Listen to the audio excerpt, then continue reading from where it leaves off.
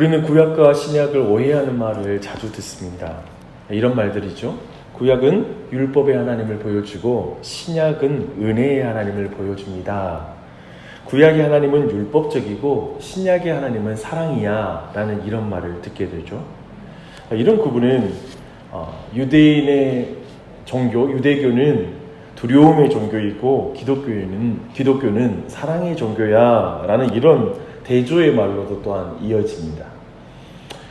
결국 이런 말을 들은 적이 있습니다. 그리스도인에게 이런 말을 들은 적이 있습니다. 저는 구약에 나오는 공의로운 하나님이 와닿지 않고 신약의 사랑의 하나님이 더 와닿아요. 저는 그냥 신약의 하나님을 더 생각하며 신약을 주로 읽으면서 신앙생활하고 싶어요. 결국 여기까지 도달하는 사람들을 보게 됩니다. 무슨 말인지는 제가 잘 알고 있지만 저는 그가 구약 성경을 잘못 배웠다고 생각합니다. 그리고 신약 성경을 잘못 배웠다라고 생각합니다. 구약의 하나님, 신약의 하나님이라는 말 자체가 성립이 되지 않는 말이죠. 한 하나님이시죠. 성경의 하나님이시죠.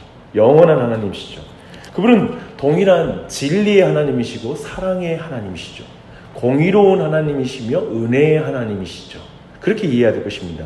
이런 부분을 여실하게 볼 수 있는 본문이 바로 오늘 본문입니다. 베드로전서 1장 15절로 16절을 보면 이러한 말씀이 있습니다. 오직 너희를 부르신 거룩한 이처럼 너희도 모든 행실에 거룩한 자가 되라. 기록되었을 때 내가 거룩하니 너희도 거룩할지니라 하셨느니라. 그렇죠? 이것이 레위기 전체의 주제이기도 합니다. 오늘 2절 말씀을 보십시오. 너희는 거룩하라. 이는 나 여호와 너희 하나님이 거룩함이니라. 그리고 나서 이제 이어지는 오늘 말씀의 내용은 언뜻 보면 무작위로 나열된 것으로 보여요. 하지만 그게 아니라 하나님께서 자기 백성에게 요구하시는 거룩함이 무엇인지를 백성들의 생활 속에 그것을 드러내고자 하는 말씀으로 이어지는 내용들입니다. 마치 근데 그 내용들이 급행열차처럼 정말 하나하나를 빠르게 설명 없이 이렇게 제시해주고 있기 때문에 이것이 무작위로 나열된 것처럼 보이지만 자세히 구조를 보면 구조 또한도 굉장히 질서 있게 진행되고 있는 것을 볼 수 있습니다. 이런 논리적 구조를 가지고 있습니다.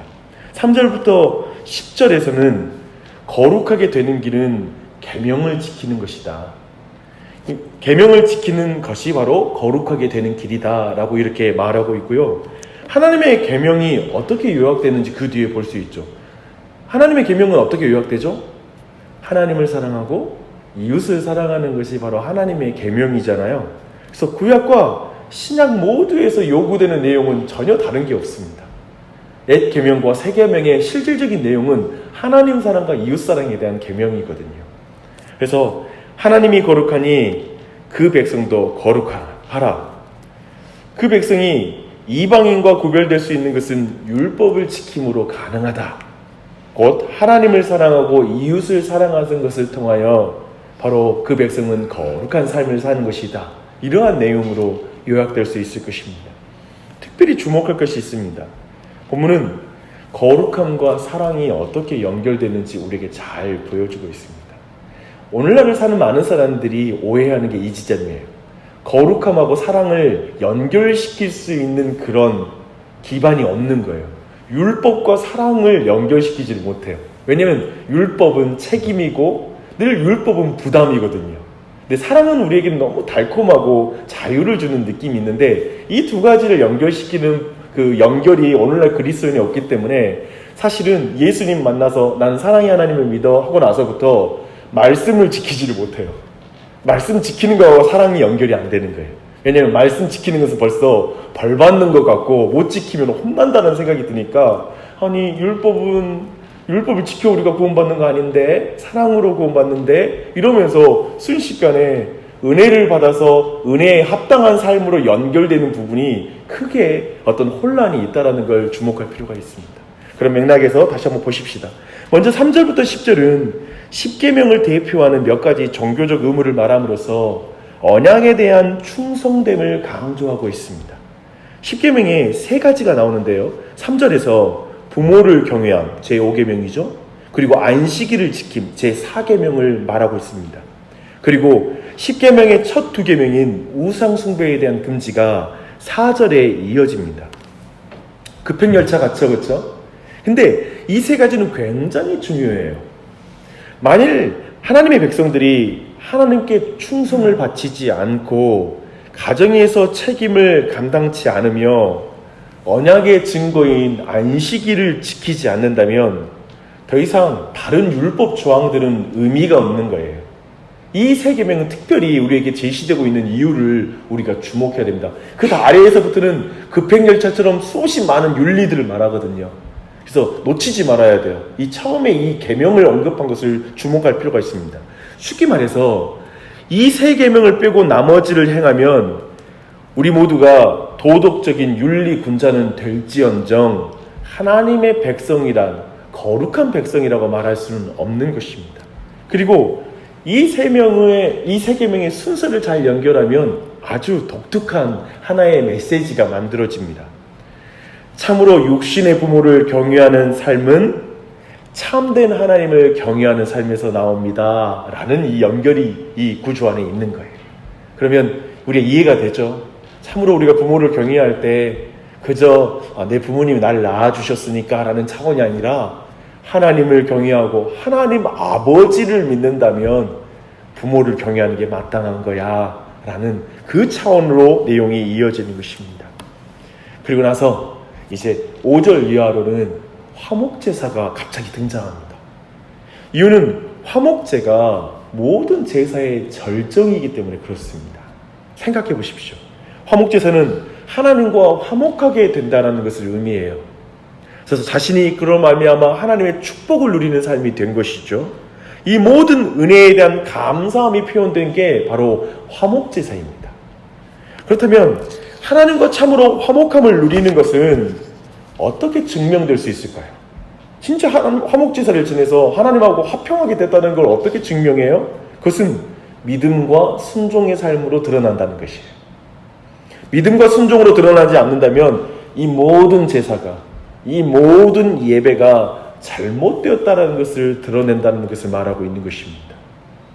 마치 신약시대에 성만찬에 예배를 드렸다고 생각해봐요. 성찬식을 잘 예배를 드리고 나서 밖에 나가서 누구하고 조금 더 나누기를 싫어하는 거예요. 이기적이고 욕심을 부리는 거예요. 이것은 성찬을 제대로 행하지 않았다는 증거예요. 성찬은 하나님과 화목된 것인데 그리스도 안에서 그럴 때 성찬에 합당치 못한 삶을 살아간다면 성찬의 은혜를 진짜 받지 못했다라고 우리가 이해할 수 있을 것입니다. 이렇게 예배와 삶이 연결된다는 걸 또 강조해서 보여주고 있는 것입니다. 그리고 분명한 순서를 보여주고 있어요. 하나님과 화목한 사람은 이런 삶을 드러내는 것이다 라고 말하면서 9절과 10절을 말하고 있거든요. 보십시오. 하나님과 화목하게 되는 은혜를 받은 죄인은, 그래서 그 은혜에 감사하는 백성은 가난한 사람이 언약의 삶에 참여하도록 배려하는 삶을 산다라는 것이 9절 10절의 내용입니다. 밭의 모서리 부분을 수확하지 함으로써 가난한 사람을 배려할 줄 아는 것, 이건 하나님 앞에 은혜 받은 죄인들만 할 수 있는 거야 라는 것이죠. 그래서 화목하게 된 은혜를 받은 사람이 저 가난한 사람들과 화목하는 이 은혜의 행위를 할 수 있다라는 것입니다.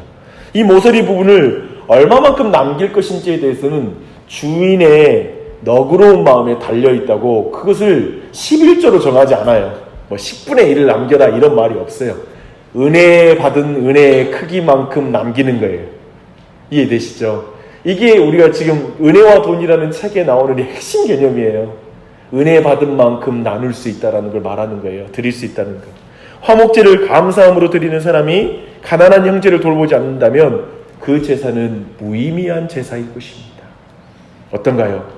제가 서론에서 말했지만 이 내용이 신약의 가르침과 달라 보입니까? 이건 공의로운 하나님, 그래서 율법적인 행위일까요? 아니요. 구약도 은혜를 받아 그것을 나누라라는 것이 율법의 원리예요.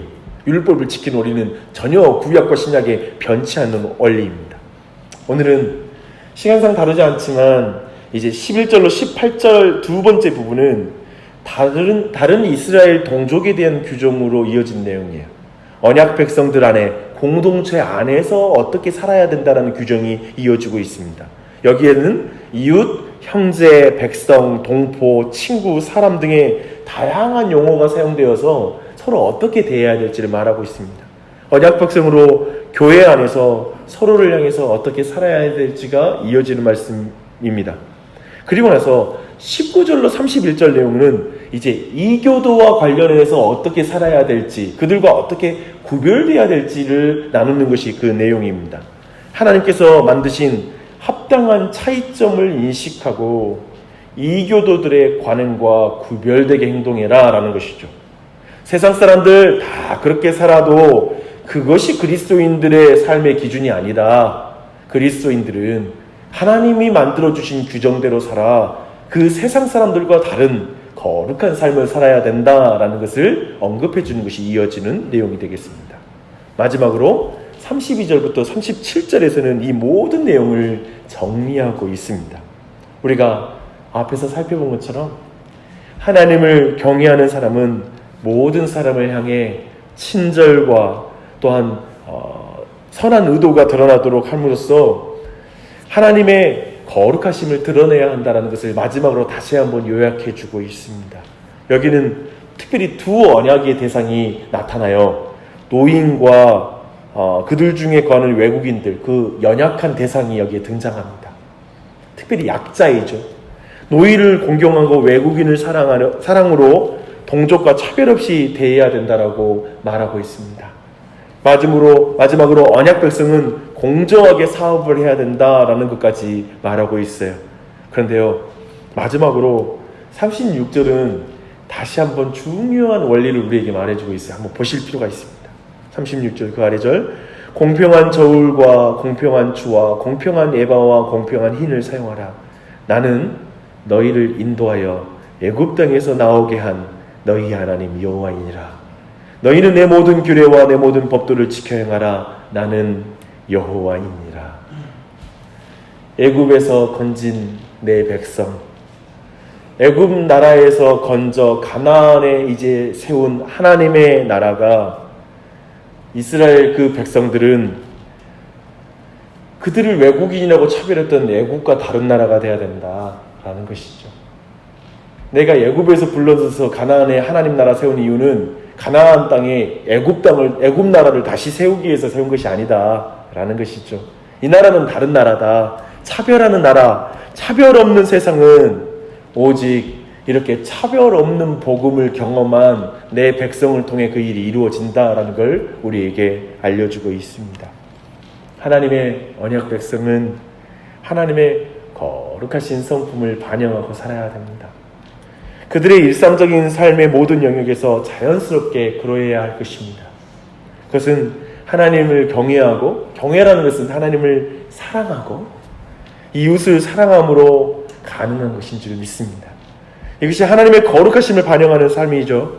이것은 구약의 백성이든지 신약의 백성이든지 상관없이 모두에게 요구되는 삶인 것입니다. 다시 한번 말씀드립니다. 거룩하게 되는 길은 하나님과 이웃을 사랑하는 것입니다. 그런데요, 지난 주일날 우리는 그렇게 말씀드렸죠. 이게 바로 우리가 제자로 살아간다는 의미예요. 예수 그리스도의 제자로 살아가는 것. 하나님 사랑과 이웃 사랑을 드러내므로 온전히 거룩함을 드러낸 분은 오직 우리 구주 예수 그리스도이시죠. 그 예수 그리스도처럼 거룩한 분이 없어요. 그분 거룩의 온전함을 우리에게 보여주셨습니다. 바로 그 예수 그리스도의 그 거룩하신 예수 그리스도로 말미암아 속량함을 받은 우리 모두가 은혜를 받아서 죄로부터 건진받아 하나님의 백성이 됐잖아요. 애굽으로 건진받아서 이제 우리가 가나안 땅에 하나님 나라의 백성이 되었잖아요. 그렇다면 우리에게 하나님이 요구하시는 것은 세상과 다른 그 믿음의 길을 걸어가는 것이죠. 하나님 사랑과 이웃 사랑의 길을 걸어가는 것입니다. 그런데 그 길을 이제 구약의 백성들과 달리 우리가 너무나 중요한 건 이제 그 길을 성령님이 내주하셔서 그 길을 걸어갈 수 있는 거예요. 그래서 나는 그렇게 못 살아, 나는 이기적이야, 부족해, 난 연약해, 이렇게 탓하지 말고 성령 충만함을 기도해야 되는 줄 믿습니다. 성령님 도와주십시오. 제자 될 수 있는 성령님, 그리스도의 말씀을 생각나게 하고 그리스도의 사랑을 기억나게 하고 내게 일으키시는 성령님으로 충만하게 하여 주시옵소서. 그리고 성령님으로 말미암아 제자되고 증인되는 삶을 살 수 있는 이 한날이 되게 해주시옵소서. 우리 가족이 되게 해주시옵소서. 우리 교회가 되게 하여 주시옵소서. 이 기도를 이 아침에 드리는 그런 은혜가 있길 바랍니다. 기도하시겠습니다.